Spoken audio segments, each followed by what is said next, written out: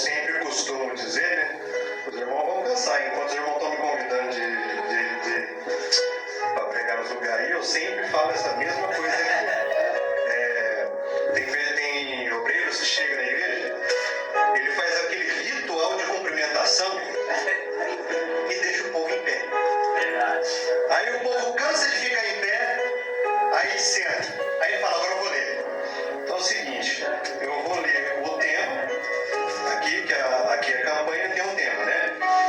Então eu vou ler o tema, os irmãos coloquem de pé, eu vou ler apenas o tema da campanha. Amém. Aí depois os irmãos sentam e a gente faz as cumprimentações dele. Eita, coisa linda, Deus!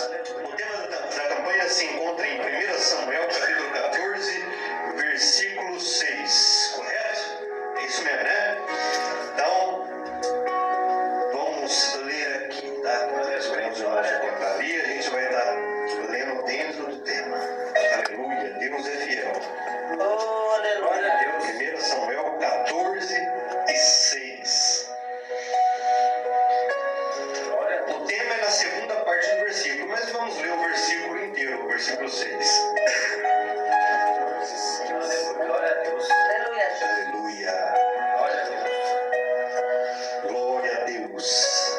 Amém? Amém. Eu vou ler e os irmãos acompanham.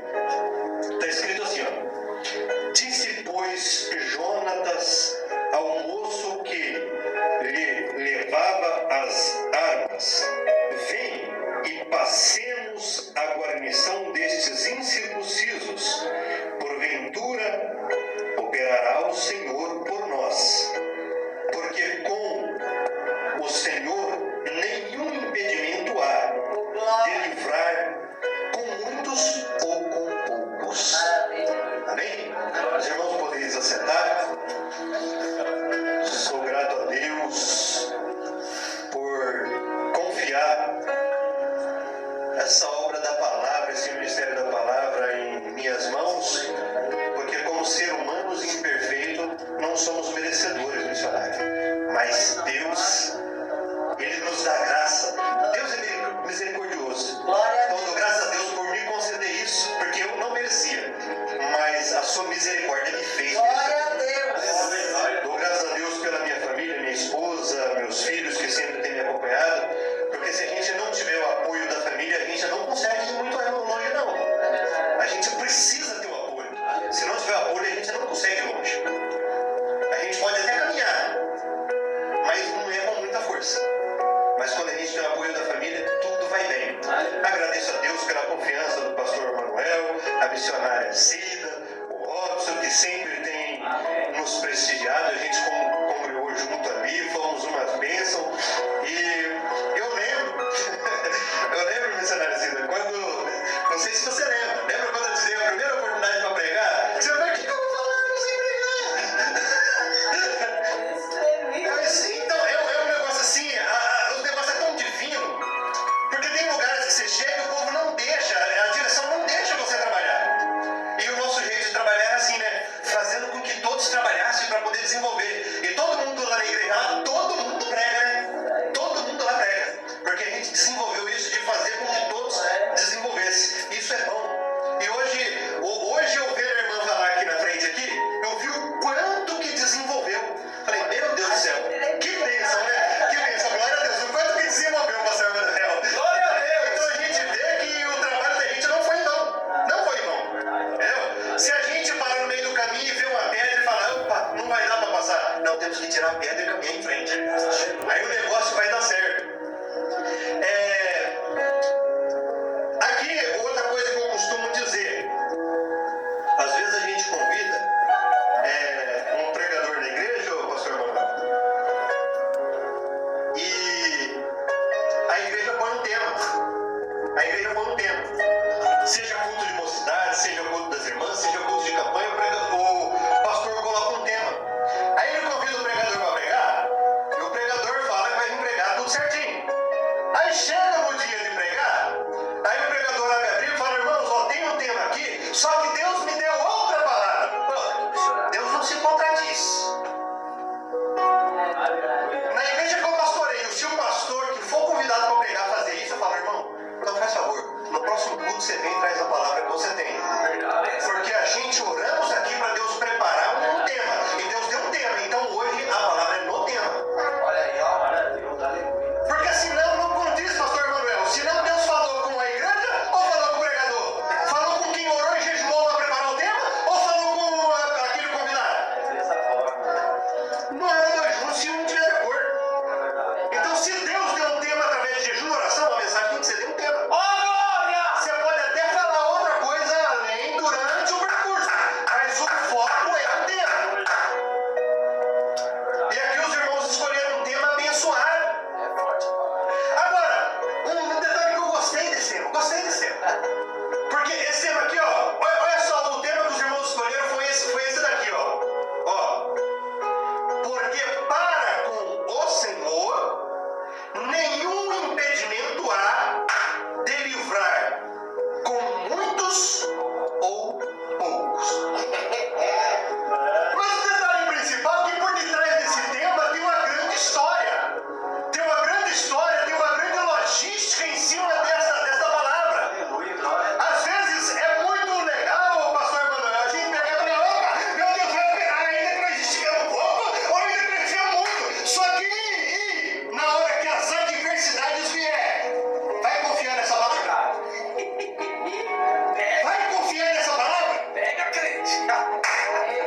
Vai confiar nessa palavra? Não, porque bonito é você falar, o Senhor vai operar, ainda que temos um pouco ou ainda que temos muito. Glória! Ele opera sim, mas Deus ele vai operar. Sabe que forma que Deus vai operar?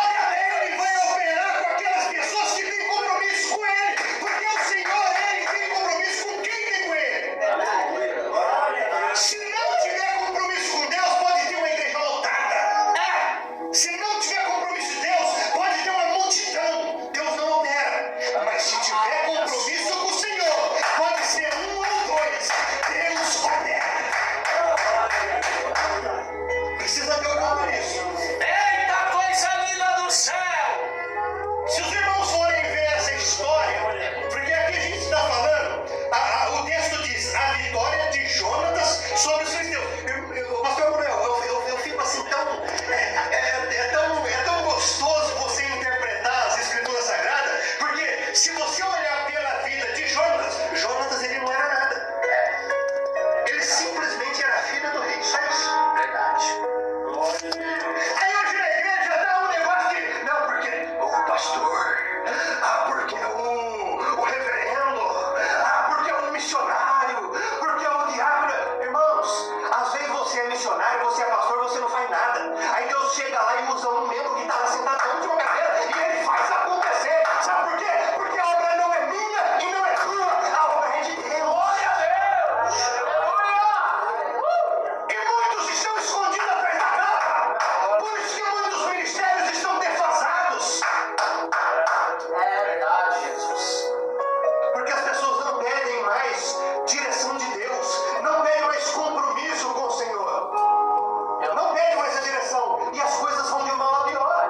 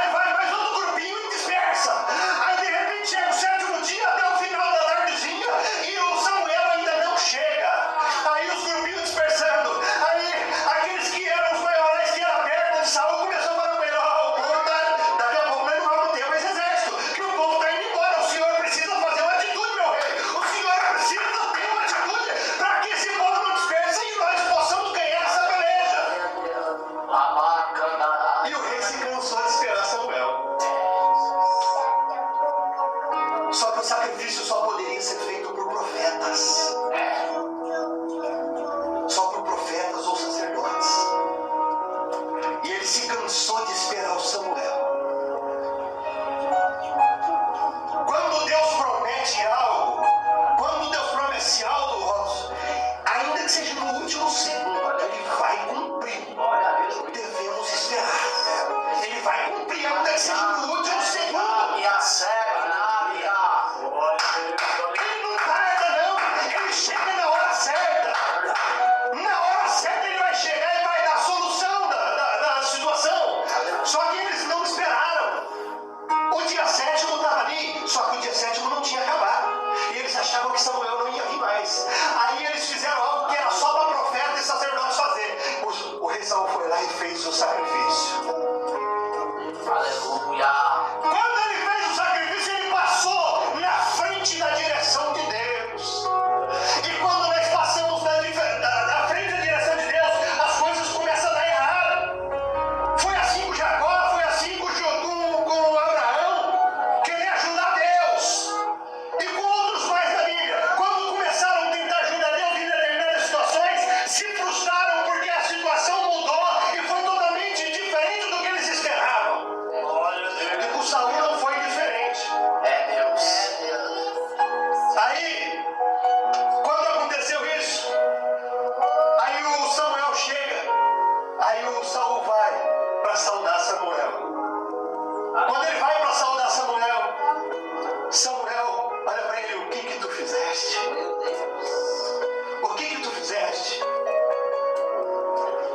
Imagina só, você tem uma esperança de que algo vai mudar na tua vida para melhor dentro da direção de Deus. Só que você não aguentou esperar e fez tudo errado. As coisas não aconteceram como você queria que acontecesse. Aí o homem de Deus chega para você e fala: o que você fez? O que você fez? Jogou a bênção fora. O que você fez? Foi assim que Samuel falou para Saul: o que você fez? Aí o Samuel falou: seus dias já estão contados. Por causa da sua atitude, da tua incredulidade, por causa do teu caminhar errôneo diante de Deus, Deus já tem preparado outro para ficar no teu lugar no trono. Deus já tem preparado outro para ficar no teu lugar no trono. E aquilo enfureceu Saul, porque ele era amante daquele trono, ele não queria mais sair. No início do reinado, ele fazia para agradar a Deus, mas depois subiu para a cabeça e ele queria o reinado. Aí, certo dia, ele estava lá, aí ele fez um juramento com o povo de Israel. Ele fez um juramento com o povo de Israel. Aí o juramento que ele fez: ó, agora todos os homens do exército, todos os homens aqui de Israel vão ter que fazer um jejum e não vão comer. Não vão comer. Isso daí está no capítulo 14, do 24 em diante. Não vão comer. Vocês só vão comer depois que nós vencer a peleja contra os filisteus. Ele fez um sacrifício da cabeça dele. Aí eu lembrei o que a missionária Cida falou no começo aqui: melhor obedecer do que sacrificar. Ele fez um sacrifício achando que estaria certo. Ele estava tentando fazer um jejum de uma certa forma para tentar agradar a Deus. Mas não adianta você tentar agradar a Deus nos meios errados, que não vai dar certo. É obedecer. Sabe o que é? Você sobe da igreja, não aparece mais, não vem no culto, que nem o pastor falou que tem que vir ao templo. Aí você: não, mas em casa de jejum eu oro, mas em casa de jejum eu oro, eu consagro. Eu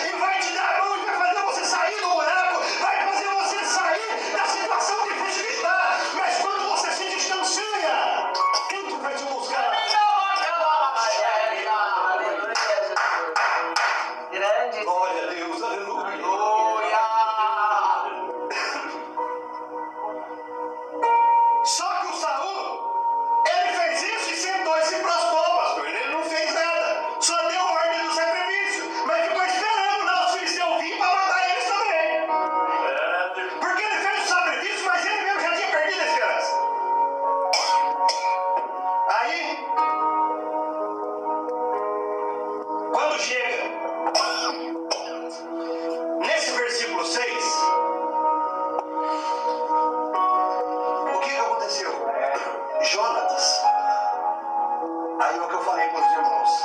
Às vezes as pessoas ficam muito apegadas. Não, porque eu tenho cargo, eu sou isso, aquilo, vou fazer acontecer. Rótulo, né? Jonatas, ele não era nada. Você tem uma noção, nem líder do exército ele não era. Ele não era nada. Ele só era um guerreiro que estava ali ajudando em algumas situações. Ele não tinha poder, meu pastor. Pelo que eu posso entender da Sagrada Escritura aqui, ele não tinha poder nem que levantou a rebelião.